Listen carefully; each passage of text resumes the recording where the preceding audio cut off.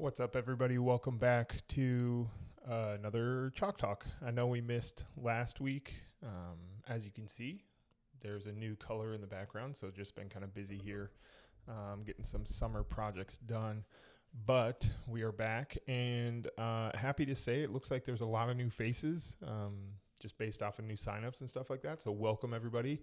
Sorry there wasn't a video this last week for you to kind of be, you know, privy to maybe some of the information that might have helped, but it looks like all the new folks found their footing just fine, and those OGs who've been around have still been doing what they do. So let's dive into this week. We are halfway through this cycle. This is week 6. This is, like I said, halfway, and just a little taste of what's coming up next. Those of you who've run this program for a while maybe remember the switchback cycle. That's what's coming next.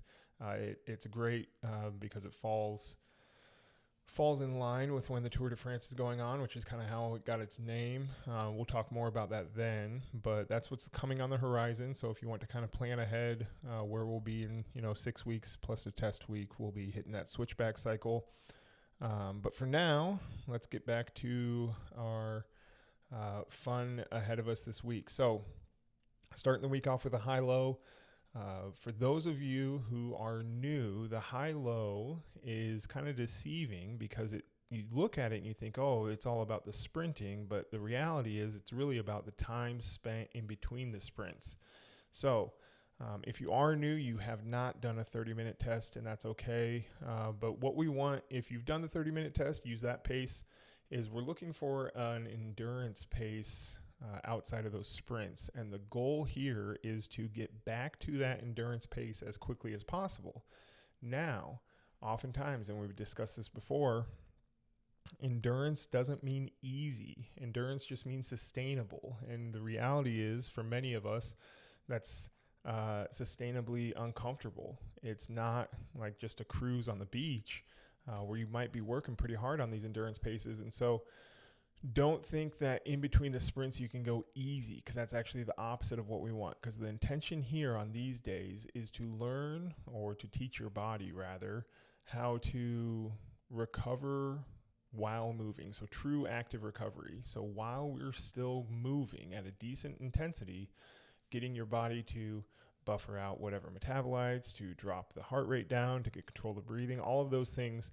And we've talked recently on these Chalk Talks also about just kind of your posture, right? So endurance, I can endure. I shouldn't be all tense and stressed. I should be shoulders down and back, relaxed, not holding a lot of tension in the face, things like that. So the way these go for 7 seconds, in this case, this week, we're going 32 minutes, and 32 minutes, and at minute 7, 14, 21, and 28, you're going to sprint for 7 seconds as fast as you can, as hard as you can. We're not really caring too much about what intensity that is. We just want it to be all out. And then you're going to immediately try and assume that endurance pace. So typically, it takes maybe 10 seconds or so to kind of get dialed in. If you've been doing this for a while. If you're new to this, it could take that whole dang 7 minutes in between for you to finally settle down. But that's okay. That's what this is about. So if you don't have the endurance pace, look in the notes. We talk about like a 7 out of 10 kind of intensity, but that's a 7 out of 10, not a 3 out of 10. Okay, a lot of people think 7 equals easy. No, 7 means you're giving 70% effort, which if you want to put it in heart rate terms, that's 70% of your max heart rate. If your max heart rate's 200, that means your heart rate should be above 140 or around 140 there. So keep that in context when you hit that endurance pace. And that's Monday. Then we hit our Reprieve. So again, I wasn't on last week to talk about it, so everybody experienced it. If anybody has signed up, I know we got a couple people who've signed up over the weekend, welcome. You're in for a treat. This week, we're stretching the work intervals to a minute 30. So we have 8 rounds, 1 minute 30 on, 3 minutes off. And so these days are doable, but they are challenging. And if we approach it with the mindset of, I'm going to go at an intensity that I can hold for a minute 30, that's exactly what we want. I don't want you to pace this so you can get the most out of each interval. The reality is there will be some fall off here, and that's intentional, and that's actually needed to get the proper adaptation.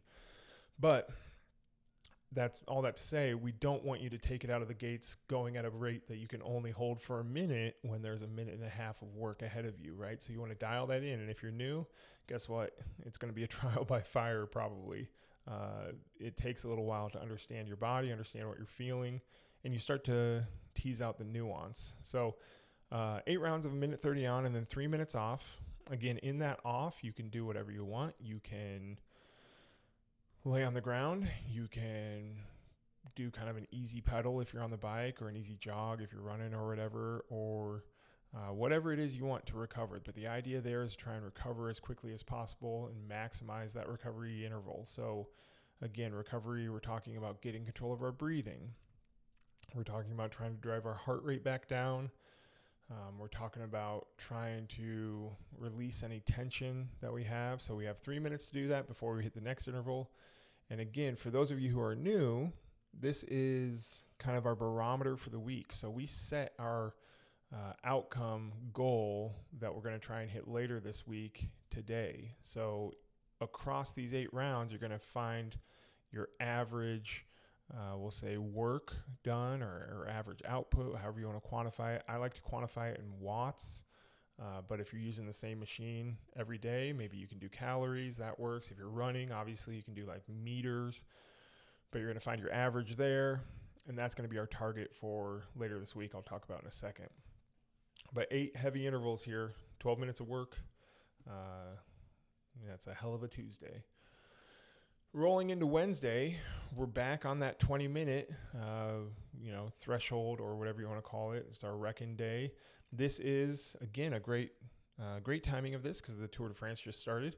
And this is what we typically call an FTP test in the endurance world. So whatever ergometer you're on or running, you're going to do 20 minutes of threshold effort. So again, this is another day where it's like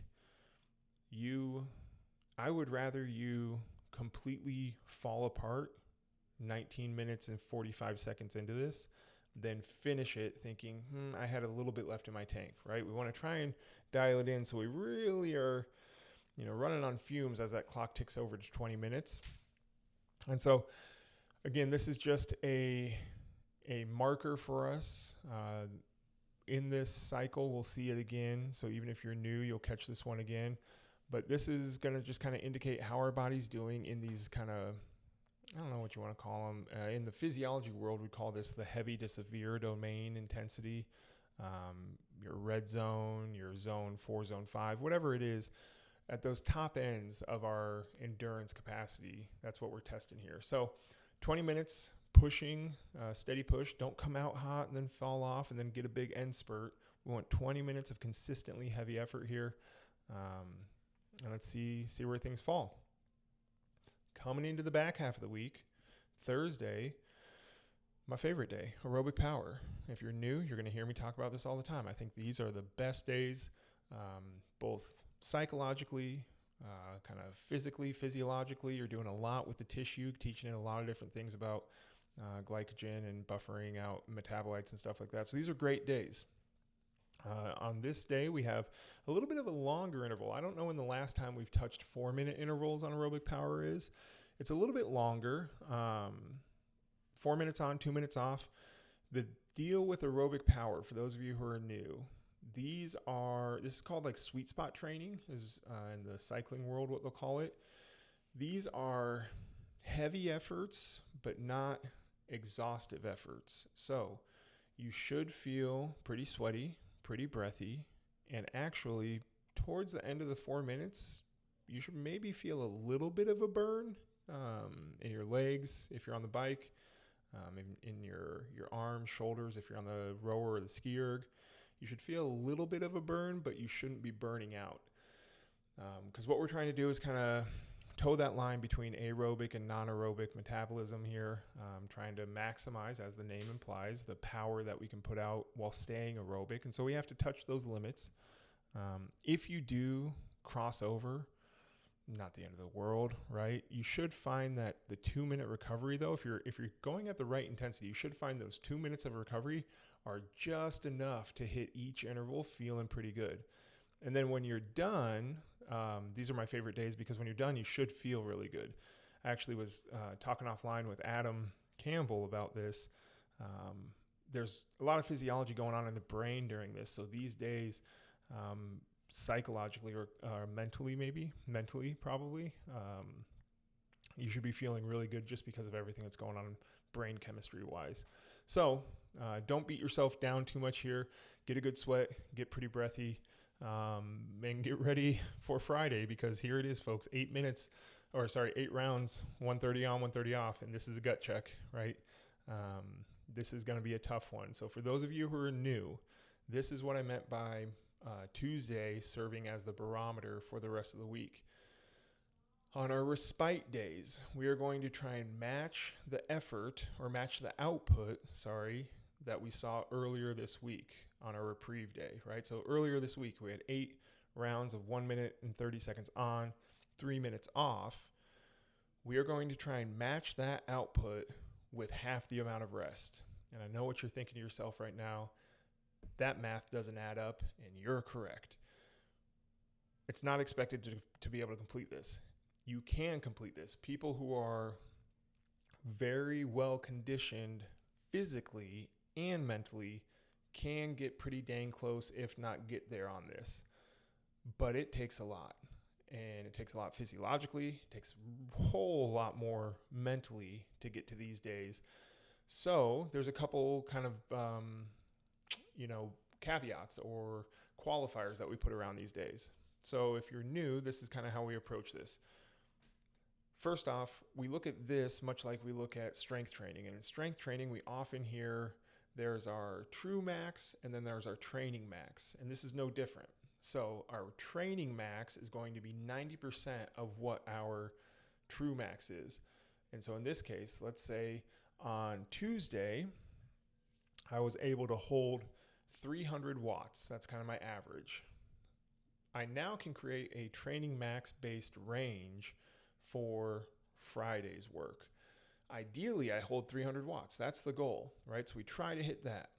But I can create a range of 90% of that. So really, as long as I'm anywhere between 270 and 300, I'm doing pretty good. I'm still trying to get 300, but if I start to fall off a little bit, as long as I keep it above 270, we'll count that interval as okay. Now, you're going, and the inevitable thing's going to happen. You will crash out at some point. We have 8 rounds of this. My guess, if you're pretty well conditioned, round 6 is probably going to be the hang up. Maybe some folks will get into round 7. But if you're new to this, if you're deconditioned or you haven't really paid attention to conditioning, maybe you fall off in round 3 or 4. What we do there is we have to take an inventory. We have to say, okay, where am I at? It's Friday. Was my week insane? Did I have travel? Was I stressed out? Was, sleep really off? All those things. And if you are digging yourself out of a hole, there's nothing wrong with saying, hey, that's it for today. Because the nature of this type of training is it's depletion training. We are depleting what you have. And if your gas tank just isn't as full, that's okay. As long as we took it to empty. Okay. If we take it all the way to empty after 3 or 4 intervals when 8 are prescribed, whatever, we took it empty. There's no use in ramming our head into the wall doing poor quality work just to get some arbitrary outcome, right? So that's one option. The other option, you do that inventory and you say, no, I think I got it. I just need a little bit of a buffer. You take 1 extra minute. So let's say round 1, 2, and 3, I hit it just fine. Round 4, I miss. Instead of just taking 1.5 minutes, I'm going to take 2.5 minutes before I hit round 5. And then I get back in the fight.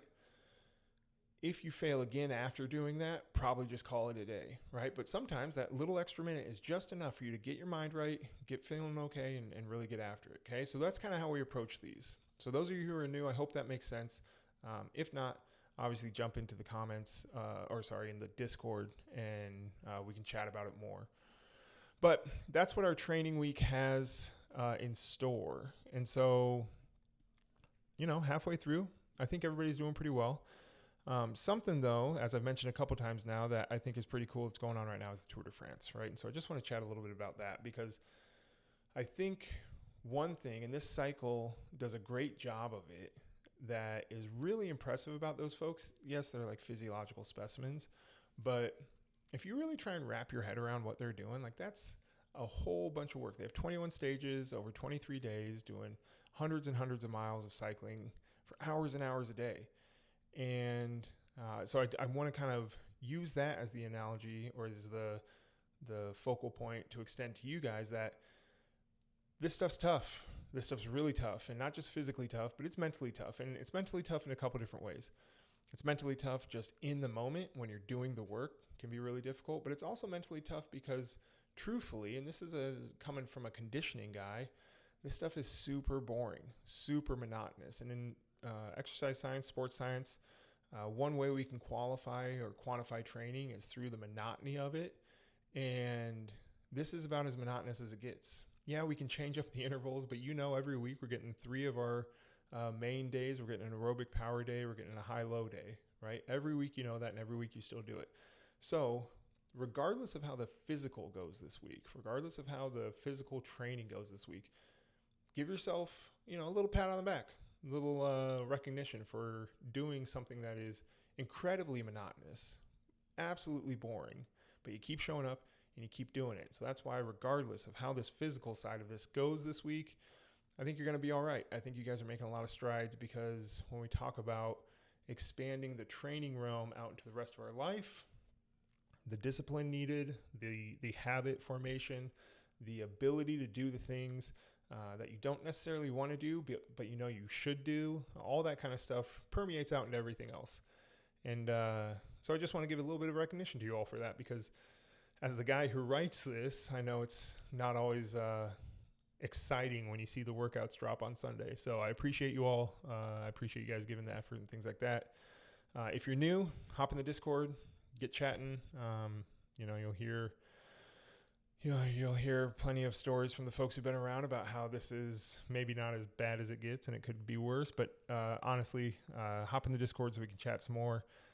Let me know if you guys need anything. I think that's all we got for this week. So halfway through, we can start to see the light at the end of the tunnel here, folks. Hang tough.